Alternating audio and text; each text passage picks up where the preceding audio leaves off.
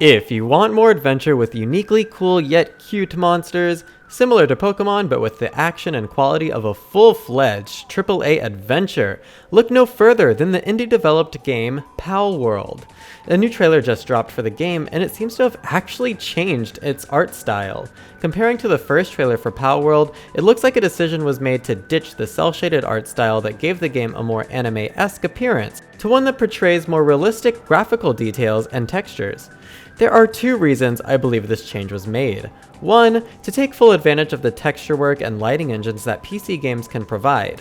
It's evident in several shots of the new trailer that lots of work went into having high quality textures and lighting effects as players traverse this world. The second reason for this art style change is most likely to make it more fitting for this kind of adventure that it is. The developers must have acknowledged how misleading it might be to create a game so similar in art style to a lot of Nintendo-made games, particularly Pokemon games and their recent use of cel shading in games like Sword and Shield and Legends Arceus. Palworld has lots of dark themes and occurrences, so perhaps they felt less cel shading better reflects the tone and offers a more consistent experience for players.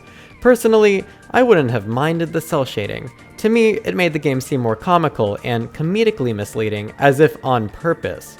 I thought it was a unique design choice, but hey, with how good the game looks in the newest trailer, I'm not mad about it. Since this is a PC game, we might even see a cel shading toggle anyways, so we'll just have to wait and see exactly where this game is headed. It's clear from the get-go that creativity and freedom are key aspects to Palworld's gameplay design.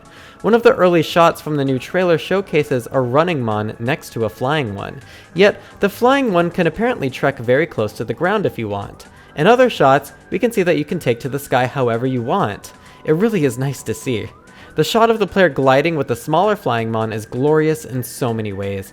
Not only is the environment varied and dense with living creatures, but the sheer variety of mons showcased in this shot alone is enough to make any player envy this level of quality. From some running mons in the bottom right to at least 3 varieties of flying mons in the sky, this shot is filled with life. 2 of the flying mons look like they'd be legendary Pokemon, with the flying serpent being especially entrancing to look at. And a giant sea serpent that would put Gyarados to shame based on size alone, just skimming the ocean's water. I don't think I've ever wanted to play a creature collection game so much in my entire life. Now, the one thing I'm not so sure of with this game is the fighting mechanics. It seems to be focused heavily on shooting, which I've never been much of a fan of. The closest I've gotten to enjoying games with shooting mechanics were Metroid Prime Trilogy and the Tomb Raider reboot games, so there is a chance that there will be enough here to get me engaged, but we'll see. Beyond the shooting, several scenes have me genuinely curious about the story and what some set pieces may include throughout the journey. But one thing is for certain, Pokemon Legends style catching, baby! Yeah, Palworld allows us to catch mons in the overworld with a peripheral that's very similar to a Pokeball. Call it a Pokemon ripoff if you want, but we can't be mad about this. It's just too fun of a mechanic for creature collection games. There also seems to be some farming simulation available for players. Seriously, is there anything this game won't have? We can feed our mons as we see in the shot here with the Umbreon and Raichu wannabes. We can also build a base however we want it. If that's the case, this would be really interesting. Now for breeding the pals. This is an idea I talked with Dusty Gogo and Veteran X Gaming about in a previous vodcast that I thought should be in Pokemon, but Palworld is already doing it. Yeah, getting unique mons from breeding different breeds together.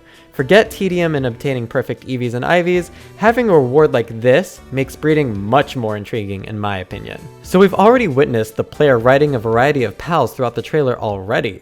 But the most magical moment is definitely this shot of the player and their mons riding atop another mon that's the size of Wailord, or at least the size he's supposed to be. Even better is this creature flies through the sky. How epic is that? And it sports a really cool design. Just skimming the sky with the homies, no big deal. Now we get to the dark parts of the story segments. The evil organization in Palworld is actually very evil, and we get to see the fruits of this in full display. I actually adore this, as it would give me far more incentive to want to take this organization down, and also steal this cooler looking version of Murkrow. Seriously, I want it. We even see one of the pals that's being forced into slave labor topple over from being overworked. Who wouldn't want to save them? This is also reflective of real life and something that we as humans experience every day, so this is also very relevant, and I love that. Okay, we're not going to talk about this scene because it makes me want to cry. Penguins are my favorite animal. Get ready to use your pals in crazy creative ways and witness some of the coolest mon designs I've ever seen in my life. And based on this last scene of the trailer, it looks like we'll even be able to have mon fights. I don't know if it's going to be turn-based or real-time, we'll just have to wait and see. While we don't have an exact time, we do have a 2022 release window, and I don't know about you guys, but I'm super stoked to try this game out. What are your thoughts though? Let me know down in the comments if you think Palworld is everything you've ever dreamed of, and if not, why? I've been JotoJohnny, and until the next video, peace out.